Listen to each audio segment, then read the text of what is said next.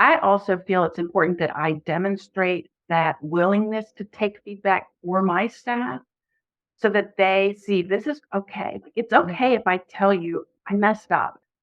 One of my goals for my staff is to provide a safe space so we can innovate, where we trust each other. We can try things, take risks. If we're not open to failure, we might not get to some new, really crazy new program for our staff. And so demonstrating that ability and hearing it and then sharing it back with them. So I think the piece of feedback that I heard and mentioned to you, Camaria, at Unleash America was from an employee who reports to me.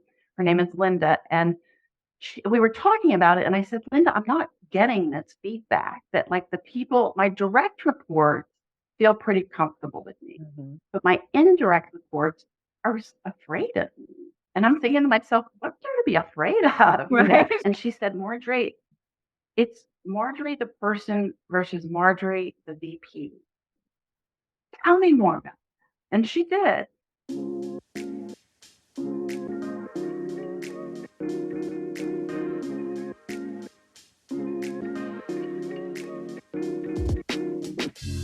Welcome to Manager, a podcast about the experiences of people leaders and how we can enable them to lead engaged, healthy, and high-performing teams.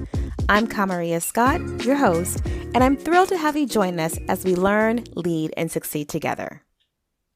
Welcome, friends, to another episode of Manager. I know I always say that I am excited for today's guest, and today is no different. I am excited to introduce you to today's guest. We met a couple weeks ago at the Unleash conference, and we had the pleasure of sharing a panel together that was actually quite amazing and talked about DE&I.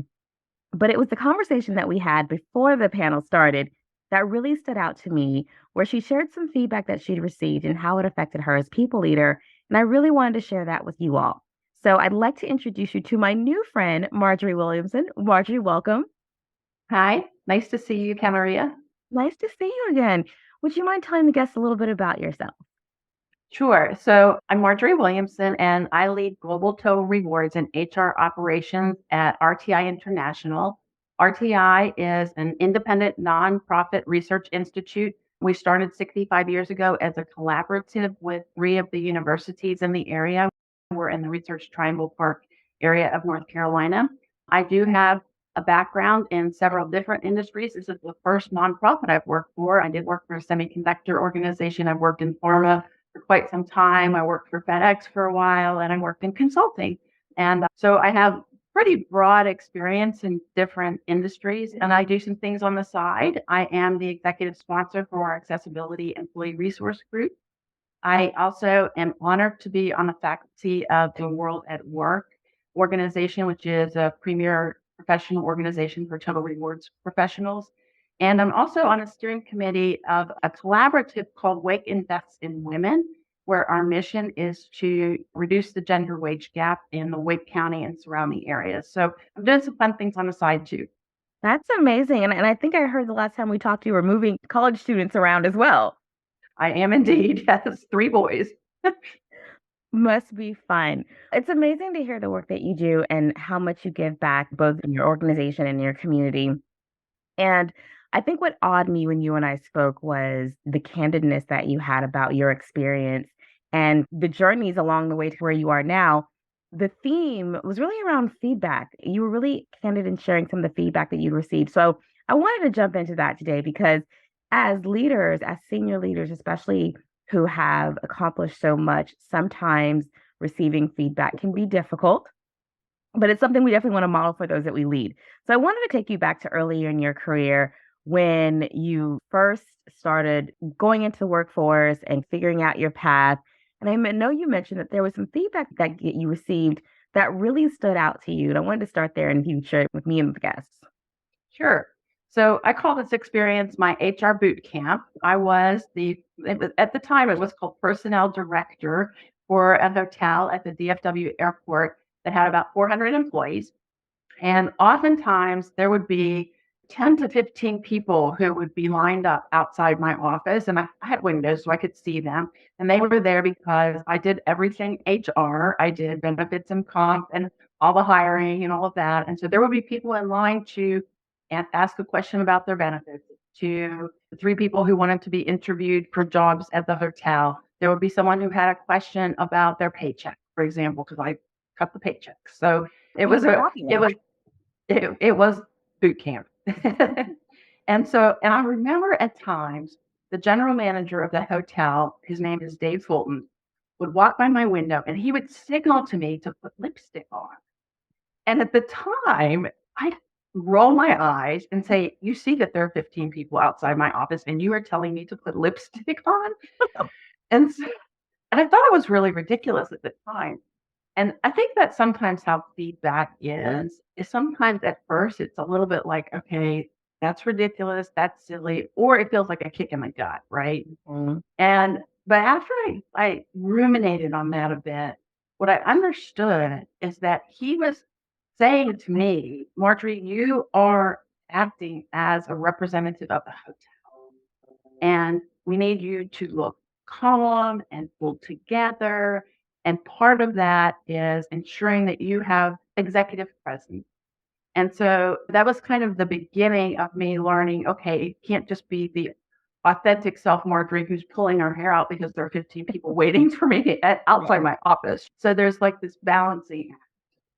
It's interesting how feedback can age because looking back on that, the impact it has is probably someone who is really just trying to get through. But I need to also think about how others perceive me.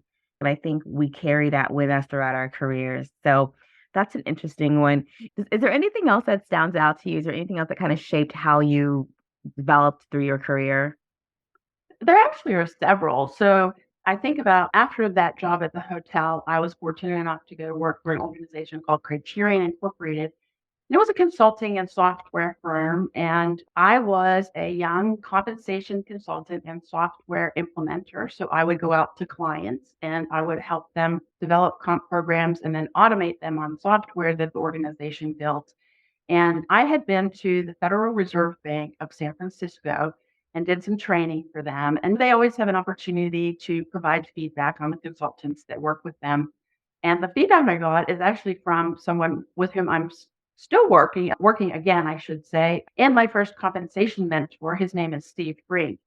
And I remember him telling me that the Federal Reserve Bank had given him feedback that I was essentially too bubbly, Too bubbly. too bubbly.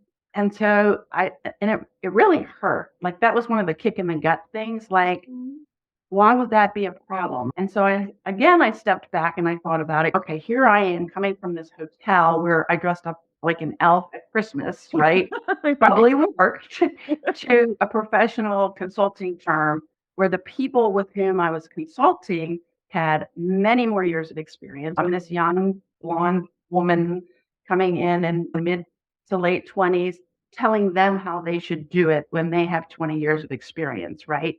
And so it was a learning for me in a couple ways. One is that I need to know my audience. Yes. And that in that situation, I needed to pull in and be a professional in order to build that credibility because they're looking at me and they're like, what's she going to say to me? How's she going to tell us how to do anything better? Right. Mhm. And so I changed my wardrobe, I changed my hair, and I behaved more professionally when I went out to clients after that.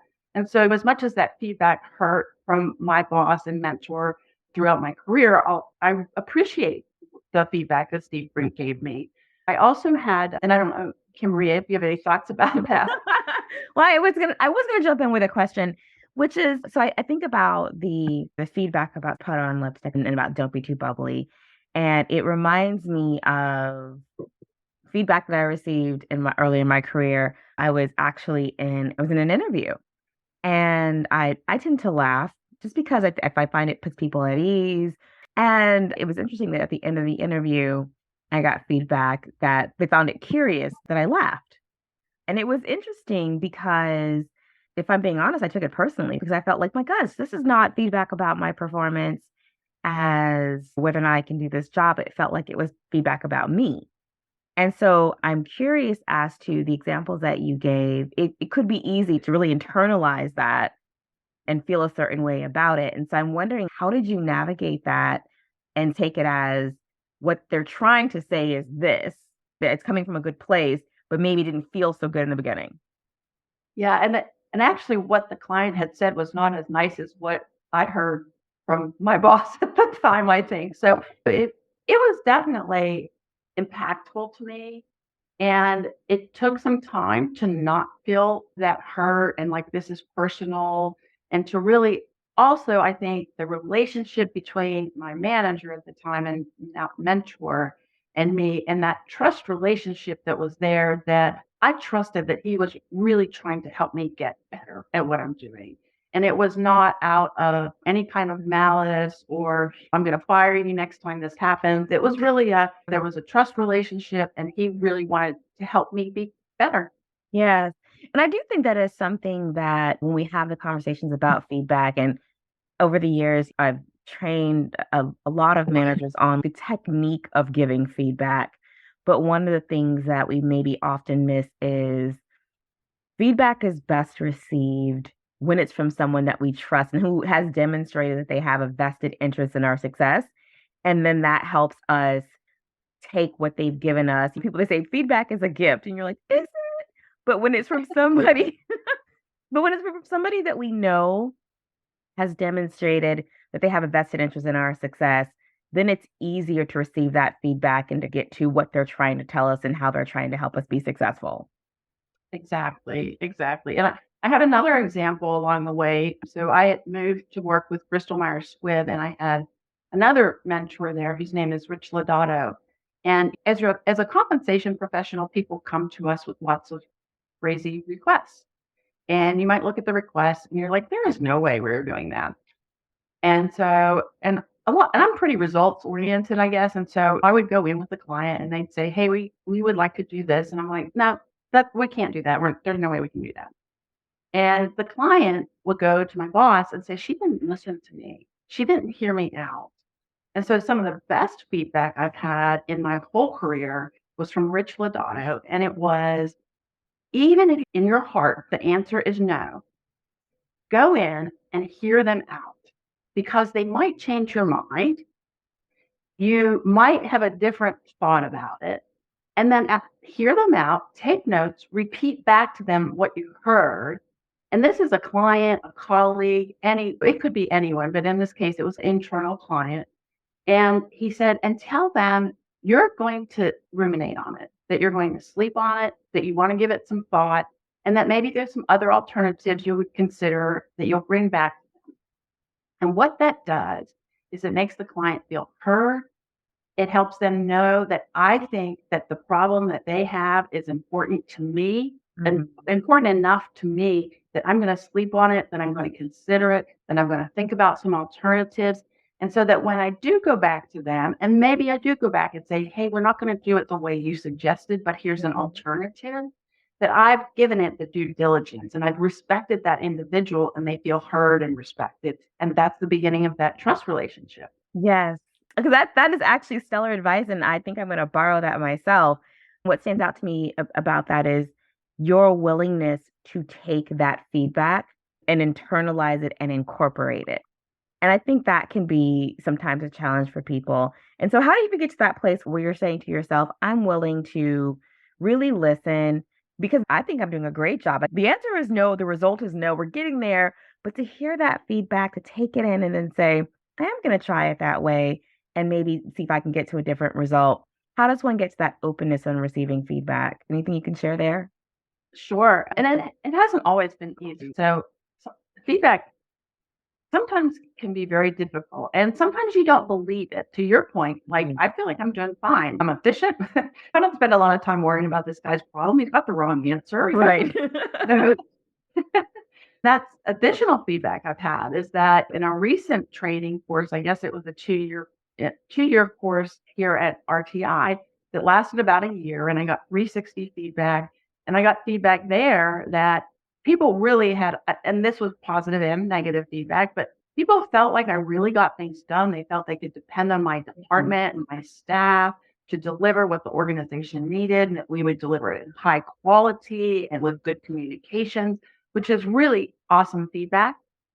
And then there was this other part of it was that Marjorie doesn't seem very approachable.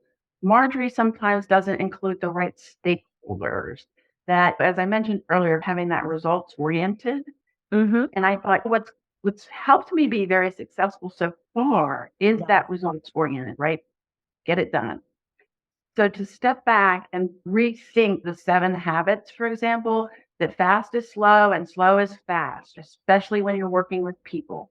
And so to think about that feedback, I also feel it's important that I demonstrate that willingness to take feedback for my staff so that they see this is okay. It's okay if I tell you I messed up.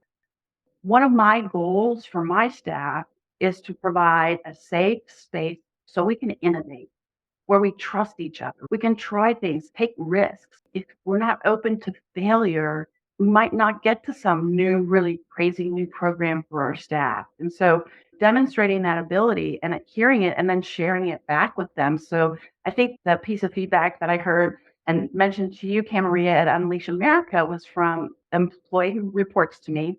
Her name is Linda. And we were talking about it, and I said, Linda, I'm not getting this feedback that like the people, my direct reports feel pretty comfortable with me, but my indirect reports are afraid of me. And I'm thinking to myself, what are to be afraid of? Right. And she said, Marjorie, it's Marjorie the person versus Marjorie the VP. Tell me more about it. And she did. And I think what it was, it's that I was maybe not balancing enough authenticity with professionalism. So it goes back to early in my career that Yes. there's a balance there, that we have to balance that. And that short story that you literally told me in about a minute, in that moment, I had so much admiration for you because, one, the acknowledgement of one's position and role is important. And knowing that as we elevate in organizations, as we lead teams of teams and functions, that it does get difficult for people to share feedback with us because it requires a little bit of bravery for them to say, I have something I want to tell you. And the question of tell me more, inviting that person in to say, it's okay to give me feedback on where I'm going. I find that that maybe is not as common as we would like. And so I just want to dive into that a little bit about your willingness as someone who is very senior to really actively and proactively seek out feedback. Because I think the other thing that I hear in your story is you have been open to it from the very beginning and you take it, you internalize it, you try to make, if there are necessary adjustments, you really try to do that. And that takes a lot of energy and effort as well. So I just am wondering, one, the willingness to, even at this point in your career, still ask for feedback and act upon it. If you can share some words about that, and then the continued journey of doing that all along the way.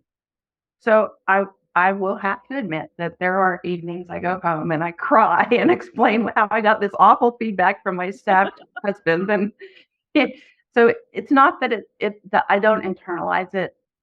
And sometimes it feels emotional on the front end. And I have learned through the years, okay, let myself feel that emotion and then get to work. And some feedback, we have to look at it and say, that may not be the right input for me, right? That the suggestion that a person is making may not quite be right. So sometimes feedback we have to just put aside and depending on the nature of it. And so, but I think I'm learning to determine, and I'm still learning. So this is such a long process, and I hope I'll have it throughout the rest of my life because I will assure you that my 3 sons give me plenty of feedback. My son as well. I'm with you on that. So I will say that this organization does have, I'd say, a culture of openness and a culture of trust for the most part. And I mentioned a story to you when we had our pre-meeting on this, that our CEO, his name is Tim Gable. He's a new CEO at RTI. He just started in February of last year, and he does a president's forum on a quarterly basis. And during the president's forum, he used terminology that was not aligned with the terminology that we use in the compensation department. And we had been working really hard to change people's thinking on this. And it was very simple. It was cost of living versus cost of labor. So when we think about how much we pay based on cost of labor, not cost of living. Well, in his speech, he said cost of living. So, okay, Marjorie, what do you do with this? Right. So I shoot off a private email to Tim Gable and I say, Tim, this probably isn't the right way to start our new working relationship with you as my CEO. However, I do need to like that we use cost of labor, not cost of living. And I just wanted to lay that. And 3 days later, I see this email pop up to all employees at RTI saying, during my president's forum, I actually used language that was incorrect. I said cost of living, and RTI uses cost of living. And I thought I was going to fall out of my chair, Cameron, when I saw that. So he just came out to the whole staff and said, I made a mistake.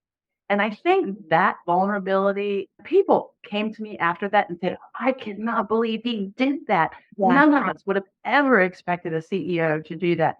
Everybody in the organization, 6,000 employees. Yes. And so it's that demonstrating vulnerability, demonstrating the willingness to admit when we're wrong and correct it. I mean, we have to learn from our mistakes, of course. If he kept doing it, that would be a different thing. But Right. he hasn't. So I think that I have had really great mentors and teachers along the way to say, and setting the culture where it's safe, right? Yes. First of all, it's amazing to see that happen at the CEO level because it has such a huge impact on how leaders underneath him will also carry themselves. And it trickles all the way down to the team level. And there is something about knowing and understanding the importance of your actions and what you're cueing to people through your behaviors to say, I know that if I send this email that says, hey, oops, I said something in a town hall that was just shy of what I meant to say, and here's what I really meant, provides an example for people that it's okay to make a mistake. It's okay to give feedback, to say you made a mistake. And I'll tell you, one of the things on our team, we have a saying where we say it's okay to call the baby ugly, or please don't send the baby out with mismatched bows, which basically means, listen, it's okay to say something because we don't want our work product going out in a way that would not make us proud. So if anybody sees anything, nothing is precious here, call the baby ugly or tell me the bows are not matching, we will fix it. But I think just even a little saying like that, just having words that cue people to say, it's safe to give feedback. And I'll have team members who will say, so in the spirit of calling the baby ugly. And I'm like, yes, I'm listening. But it is something about knowing our weight as leaders and the tone and example that we set for people that encourages them. So thank you for sharing that story. I think it's a fantastic one. Is there anything else when you think about other leaders and giving feedback? Is there any other advice or suggestions that you might share with your peers or others about receiving feedback and creating that safe space? Definitely. And I will say, I love the ugly baby thing. And I think we start using that with my team because that is my goal is to have a safe space where we can call the baby ugly. And I never send anything out that I don't have peer review. And then maybe somebody who reports to me 2 levels down, I just want somebody to peer review it. So I guess that what I would say is that the advice is to stay humble. None of us are perfect. And I honestly think that humble leaders are well liked, better liked and followed more eagerly. The humility that Tim Gable, my CEO, showed by doing that, it was inspiring. It made me want to follow him. And lots of other people felt the same way. So having humility and sharing vulnerability, I think, are really key to setting that tone for a trust relationship where you can create that safe space. I'd say also maybe stay curious, continue to ask questions and keep your mind open. And at the same time, lead with the confidence, knowing that you've selected good people who will be able to solve the problem. Yes. And then there's that. And then I think the final thing is back to that balance of you're in a meeting and your head is going to explode. But it's really important to maintain because if your head explodes, people are going to be afraid. They're going to freak out. Think to innovate or take risks, right? So keeping that calm confident demeanor. I love that. I love that advice. I love the thinking about giving yourself some space. And again, the awareness of a leader that we are setting a tone. And so we have to show up a certain way and we give feedback. It really is helping us to understand if the way we are leading is impactful for the way we want to influence people or not. And taking it in that vein is important. Something that just came to my mind is, have you found that as you sort of increase your willingness to receive feedback and hear from other people, that they are also then more willing to hear feedback from you? Have you seen any relationship there? Definitely. And my team do ask me for feedback. I do weekly one-on-ones with all of my direct reports, and I do relatively frequent skip levels with my indirect reports. And so in those meetings, I always ask for feedback and they ask me for feedback. So it's not like an agenda item, it's Yeah. more of a culture.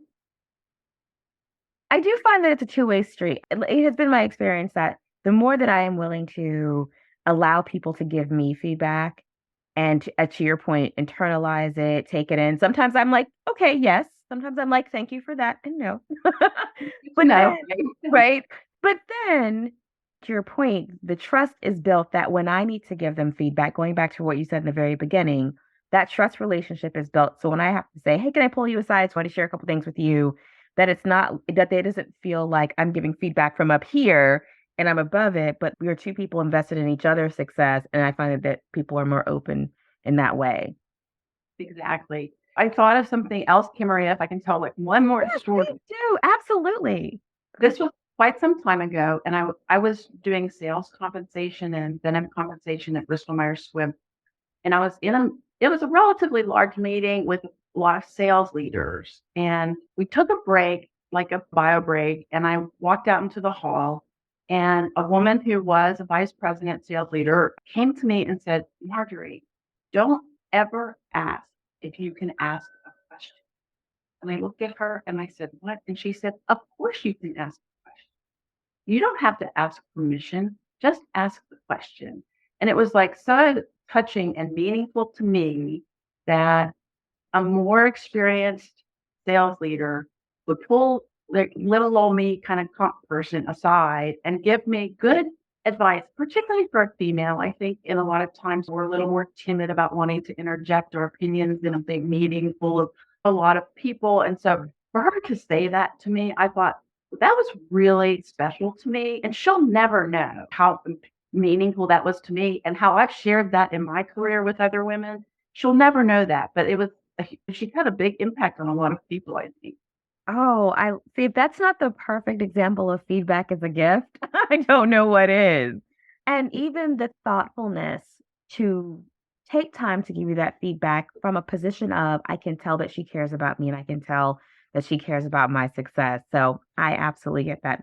Marjorie, it has been an absolute pleasure having this discussion with you. I'm grateful to Unleash for bringing us together because it's been just a joy to talk to you and to hear your story and share it with other people about how important it is to be able to receive feedback as we go through our careers. So, on behalf of the listeners, thank you for joining us today. Well, thank you, Camaria. This has been my pleasure, and it gave me an opportunity to go down memory lane and think about all of the awesome folks that I have worked with who have given me feedback, who have helped me along in my career. So thank you. I really do appreciate the opportunity. And I've been so excited to start to listen to your podcast more. I will be listening for others. I love to hear that. I absolutely do. There are great stories being told by amazing leaders just like yourself. And if people wanted to say hello to you, is LinkedIn the best way to do that? Yes, LinkedIn. I think it's Marjorie Williamson CCP, which means Certified Compensation Professional, or Marjorie Williamson. You'll find me. Awesome. Well, thank you for that. And for those of you who are listening, I hope Marjorie's parting words encourage you to say thank you to someone who has given you feedback. So if there's someone who's shown a vested interest in your success and has stopped and taken their time to give you feedback, take a moment, send that person a note, say thank you. And we hope to see you here at Manager to Manager again in the future.